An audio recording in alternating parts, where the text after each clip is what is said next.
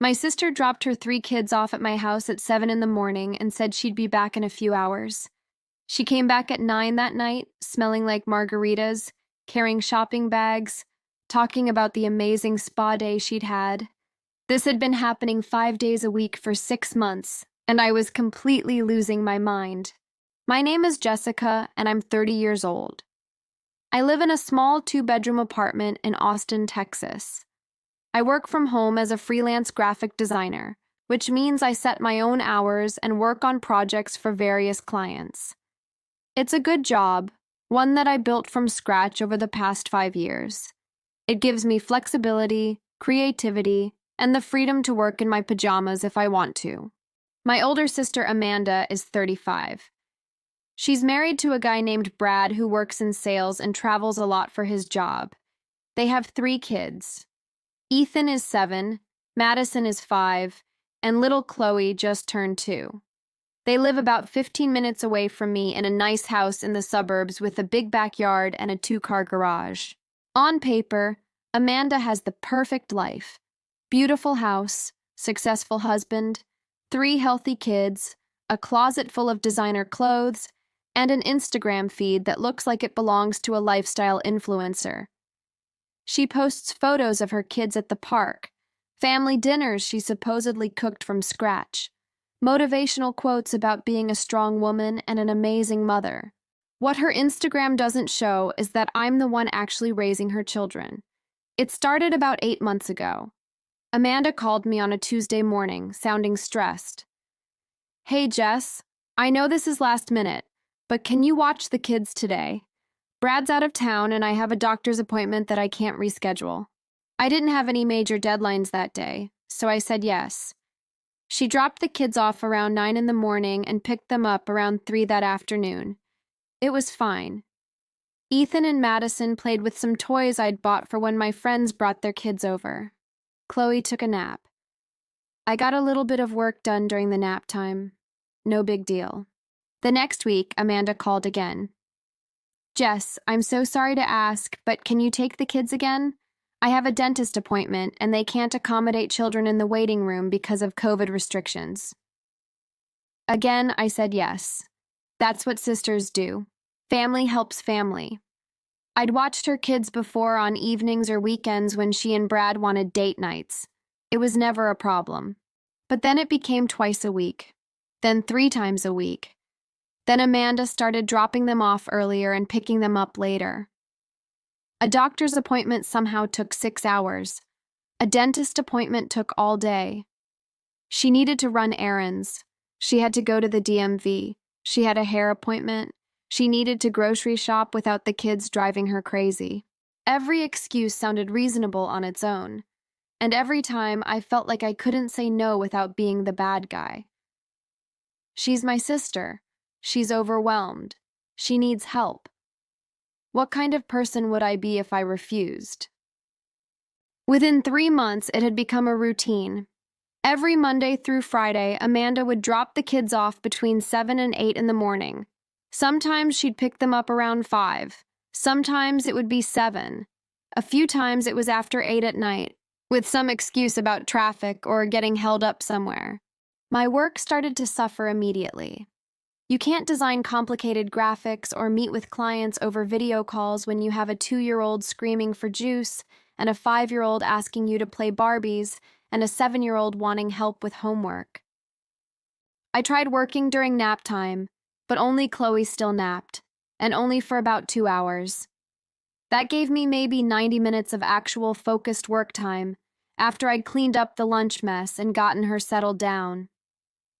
I tried working early in the morning before Amanda dropped them off, but I'm not a morning person, and after being exhausted from watching 3 kids all day, I couldn't drag myself out of bed at 5 in the morning to get work done. I tried working at night after Amanda picked them up, but by then I was so physically and mentally drained that I could barely function. I'd sit at my computer and stare at the screen, unable to produce anything creative or useful. I started missing deadlines. I lost 2 major clients because I couldn't deliver quality work on time. My income dropped by almost 40% because I simply couldn't take on new projects. I didn't have the time or energy. But Amanda didn't seem to notice or care. She'd drop the kids off with a cheerful, "Thanks so much, Jess, you're a lifesaver," and then disappear for the day. I started noticing things. She'd come back with fresh manicures, new clothes, shopping bags from expensive stores. She'd talk about the amazing lunch she'd had with her friends, the yoga class she'd taken, the massage she'd gotten. Meanwhile, I was sitting in my apartment in the same sweatpants I'd worn for 3 days, surrounded by toys and sippy cups and goldfish crackers ground into my carpet, trying to finish a project at 11 o'clock at night because that was the only quiet time I had. My friends stopped inviting me to things because I always had to say no. I couldn't go to happy hour because I was watching the kids. I couldn't go to weekend brunches because I was too exhausted. I couldn't go on dates because I had no energy and no time to even try to meet someone. My entire life had become about caring for my sister's children while she lived the carefree life I should have been living at 30 years old. The breaking point came on a Friday afternoon about 6 months into this nightmare. Amanda had dropped the kids off at 7:30 that morning, saying she had a meeting and would be back by 1 o'clock. 1 o'clock came and went, then 2, then 3. I texted her asking when she'd be back. No response. I called. It went straight to voicemail. I had a video conference with a potential client scheduled for 4 o'clock. This was a big client, a tech company that wanted me to design their entire brand identity package. It was a 6-figure contract, the biggest opportunity I'd had in my career. 3:45 rolled around.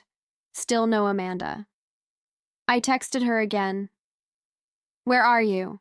I have an important meeting at 4 and I need you to pick up the kids now." No response. I called her 3 times, voicemail every time. 4 o'clock arrived. I logged onto the video call with the client, desperately hoping the kids would stay quiet for 30 minutes.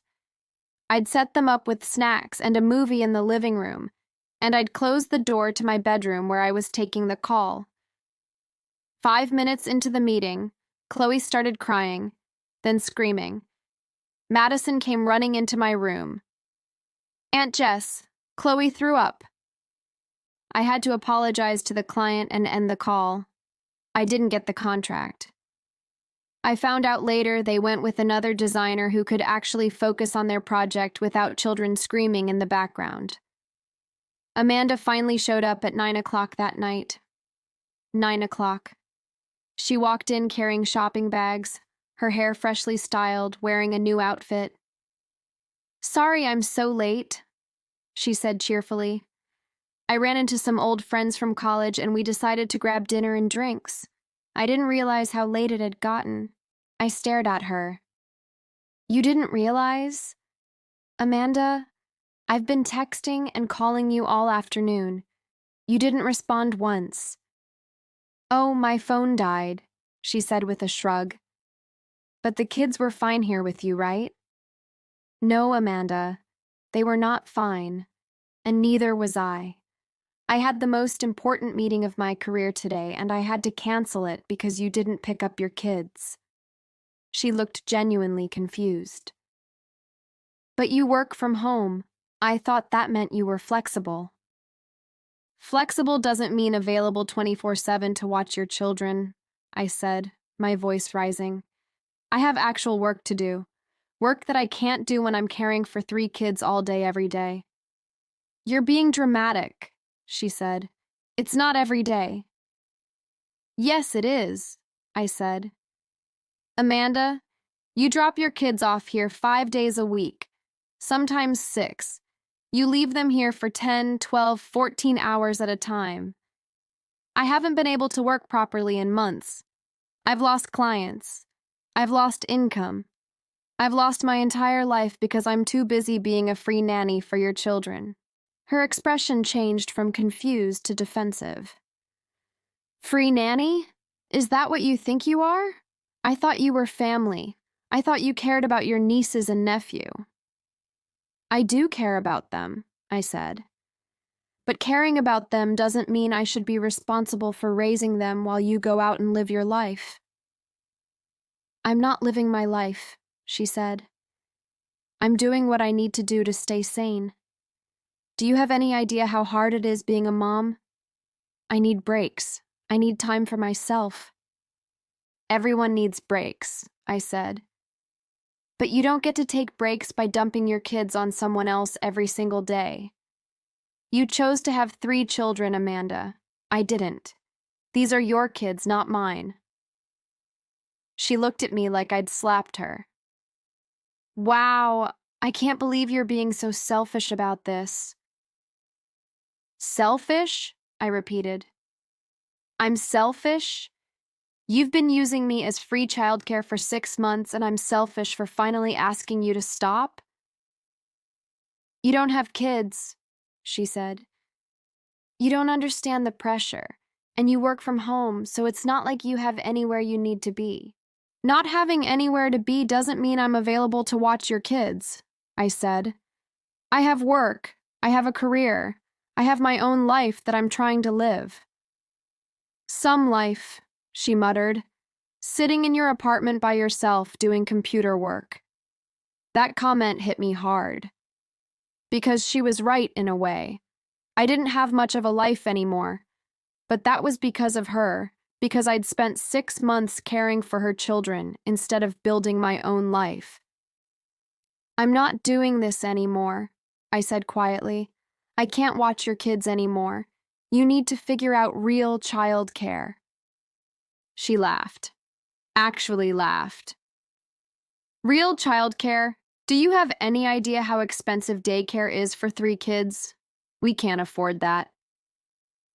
You can afford daily lunches with friends and spa days and shopping sprees, I pointed out. You can afford childcare. That's different, she said. That's my self-care money. That's what keeps me from losing my mind. Then use your self-care money to pay for childcare, I said. Because I'm done. I can't do this anymore. She gathered up her kids, giving me dirty looks the whole time. Fine, but don't expect me to help you with anything ever again. When have you ever helped me with anything?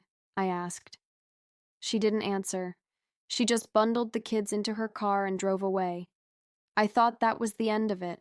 I thought she'd be angry for a few days, and then we'd talk it out and move forward with better boundaries. I was wrong. The next day, my phone started blowing up. My mom called. Jessica, what is this I hear about you refusing to help your sister with the kids? Mom, I didn't refuse to help.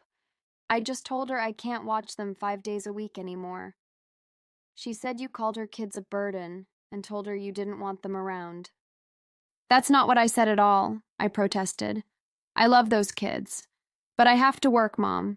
I can't run a business and be a full-time nanny at the same time. Family helps family, my mom said. Your sister is overwhelmed. She needs support. I raised you girls to be there for each other. Being there for each other doesn't mean sacrificing my entire career, I said. Your career can wait, my mom said. Those children need you. Those children have 2 parents, I said.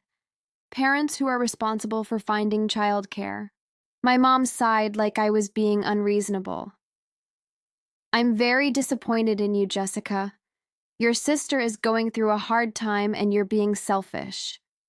My dad called next, then my aunt, then my grandmother. Amanda had called everyone in our family and told them I'd refused to help her, painting herself as the overwhelmed mother and me as the selfish sister who didn't care about family. None of them asked for my side of the story. None of them asked how I was doing or whether 6 months of full-time childcare had affected my life. They all just assumed I was wrong because Amanda had gotten to them first with her version of events. My cousin Sarah was the only one who reached out to actually hear my perspective. Is it true you've been watching Amanda's kids 5 days a week for 6 months? She asked. Yes, I said. and I finally told her I couldn't do it anymore because it's destroying my career. "Why didn't you say something sooner?" Sarah asked. Because every time she asked, it felt like I couldn't say no without being the bad guy. And it happened so gradually that I didn't realize how bad it had gotten until I was already in too deep. "That's Amanda's specialty," Sarah said.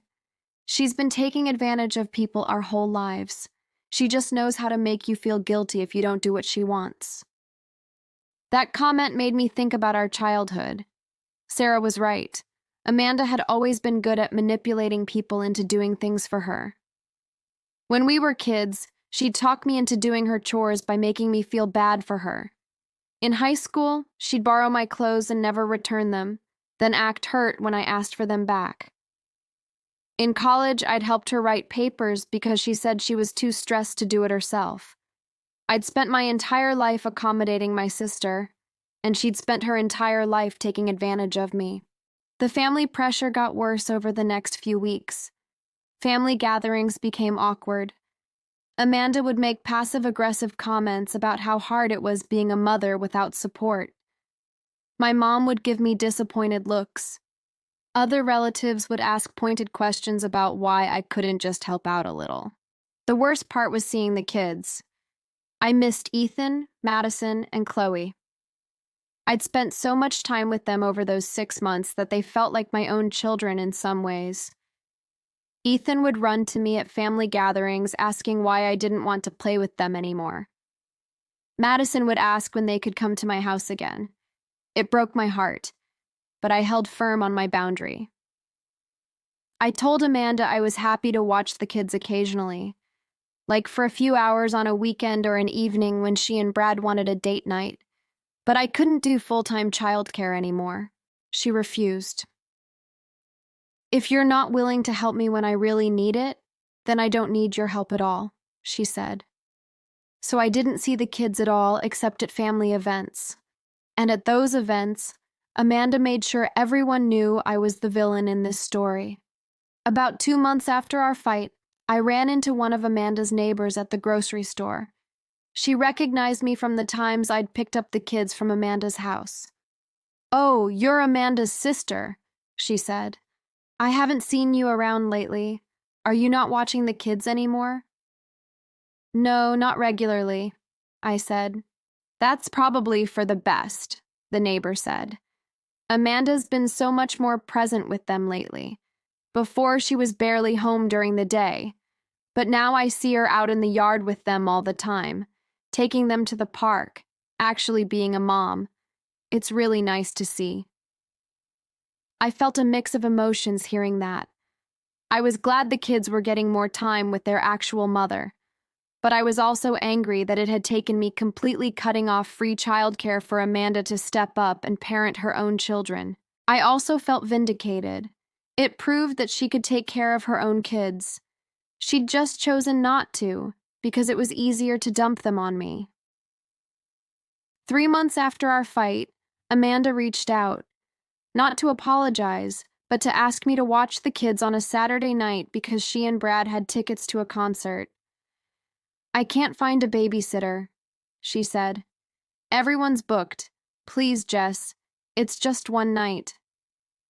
Part of me wanted to say no out of spite, but I missed the kids, and I did want to help occasionally like I'd told her I would. "What time?" I asked. "Can you pick them up at 5 and keep them overnight? The concert goes late and we'll probably go out for drinks after." "Overnight?" I said. "Amanda, I told you I'd help occasionally for a few hours. Not overnight." "Come on, Jess. It's just one night. You don't have kids of your own, so it's not like it's a big deal for you." And there it was again. The manipulation. The guilt trip. The assumption that my time didn't matter because I didn't have children. "No," I said. "I'll watch them Saturday evening from 6 to midnight. Not overnight." "You're unbelievable," she said, "still being selfish even after all this time."